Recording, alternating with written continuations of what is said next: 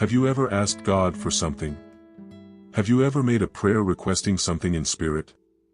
Have you ever requested anything from God? Have you ever waited or are waiting for something from God?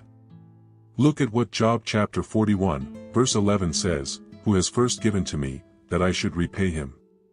Whatever is under the whole heaven is mine." Once, David declared, "All that I have comes from you." Because truly, my brother, it comes from God. It's not by the strength of our arm. And someone might say, "Yes, but it's because I work." Yes, you work because you have health, because you wake up every day with health, alive, breathing, with the ability to work. So, everything we have, my brother, came from God.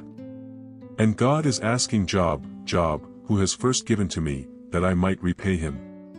Who has first done for me, that I may do back, reciprocate? You know, people don't want to do anything for God. They just want to receive from God. My brother, if you have this mindset, even if it's not intentional, maybe subconsciously, because there are people who don't think like, "I'm not going to do anything for God, I just want to receive." They don't think this. But, subconsciously, that's the mindset they have, because their actions show it. What actions? The actions of not doing anything for God. A person only kneels to pray if it's to ask for something but never to give thanks. Moreover, the power of gratitude, my brother. If you haven't seen this message here on the channel, you're missing out, because gratitude has power, but a power that if you understand the power of gratitude, you will always be grateful. You will bring gratitude into your life in such a way. My dear brother, search here on the channel after the power of gratitude, you won't regret it. But continuing, people don't want to kneel to give thanks. They don't want to kneel to talk to God, to tell him about their day. Oh, but God has seen, God already knows. Yes, but don't you talk to your friends? So, often you talk even with people who went through the situation with you and you're talking about the same situation with the person who was there. Why can't you talk to God, even though he already knows everything? You have to understand that prayer is a link that unites us to God. When you are conversing with God, you are creating a stronger bond, a deeper intimacy. You are talking with your Father, you start to see God differently. Now, what people often see in God is a vending machine, a wish-granting machine. God, I want this. Then there goes God, give it to me. God, do this for me. But, my brother, it's not like that, it's not in this way. God is being very clear, who has first given to me that I may repay him. God does so much for you.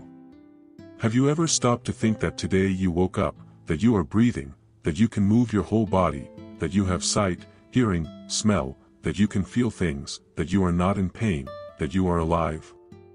And maybe you are in pain, maybe you have some health issues, maybe you are going through a difficult situation, and yet, my brother, you are alive.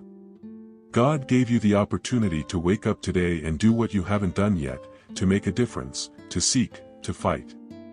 But, my brother, we do nothing for God, not even talking to our God, we don't communicate properly, we don't take his word and say, "God, I will meditate on the Holy Scriptures, I want to know you better, I want to understand your purposes, your projects for my life, because you said you have great plans. God, I want to understand where I'm going wrong, where I'm displeasing you, because it's written, my brother, meditate on the word, it's written that when we please God, he fulfills the desires of our heart." But people only want to ask and expect God to do everything. It's not like that, my brother. God will indeed act, but what are you doing for him? How much time do you spend with him? When do you remember him? Is it only when things get tough? Only when it gets difficult? Only when the battle is fierce? Don't you remember God in the good times? Are you a Christian only when things get tough, but not when the struggle passes and you are in prosperity, in victory? My brother, you have to stop having that thought, that wrong mentality. You have to understand that God does a lot for you and he is asking you what you are doing. What are you doing to repay me? Let me see what you are doing. Am I the God of your life or am I the one you go to when you need something? Because there are friends like that, They don't come to us for anything, they don't offer anything, they don't want to be with us, but if they need, so, I'm in need, you are in need. God is like that too, my brother. You come and say, God, I'm in need, God, I want it, God, do this, give me this. God says, yes, you are in need. But then, what are you doing for me? How many people this year, look, we are already far along in the year, have you talked to about God? How many? How many have you approached and said, hey, I saw a verse today, God spoke to me, look at this word. How many people have you told about God's love this year? I'm not talking about today, this week, this month, I'm talking about this year. How many? But you say you're a Christian, yet only remember God when you need something. My brother, do you see? When we lack knowledge, our life doesn't progress. Knowledge is liberating, my brother. Jesus said, you will know the truth, and the truth will set you free, John 8. So, when we know the truth, when we understand who God is, when we know God, when we understand that God expects something from us too, not just us asking and waiting for everything from Him, but that He expects something from us, that He takes pleasure in the Son who obeys, that He enjoys the Son who spends time with Him, who speaks of His love, His word, that He takes pleasure in that He expects us to do something for Him too. When you understand all this, my brother, you start to live differently. Your actions, your way of living, your way of talking to God changes. You don't just come with a giant list of requests, God, I want, please do this.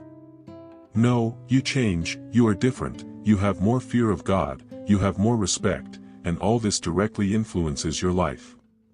It influences your life because God is sovereign, God is perfect, God is supreme, it's your life that will be influenced. And if you don't know God, how will you treat God? How will you engage in God's presence? So, my brother, don't forget this. Don't just be a beggar, be someone who also does for God. Know God, meditate on the Word, you will realize that God expects something from you, and not only that, you will understand much more about how God thinks, how He works, how He acts. Be sure that if you delve into knowing God and first do for God, God will always reciprocate. God will always do more for you than you can do for Him. So, understand this, open your mind, and click here on this video, because you will continue to feed on the genuine and true gospel, knowing more about God, so that you can not only please Him but also live out everything He has for your life. And God has the best.